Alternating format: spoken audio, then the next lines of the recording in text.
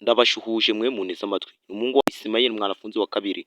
Uyu munsi tugiye kurebera hamwe iyi kipe nka APR ni ikipe ikomeye y'igihugu y'abasirikari iterwa ishema n'igihugu, ariko uyu munsi itangiye gutsindwa n'amakipe mato.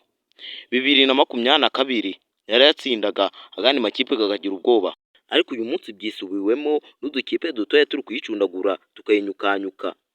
Nkaho ibyo bidahagije bari kuvuga yuko impamvu bari gutsindwa nta mutoza muzima bafite, abafana bo bari kuvuga yuko ikipe twe twizeye ngo iri kuduteza ikimwaro n'igisebo nk'ikipe ifite izina.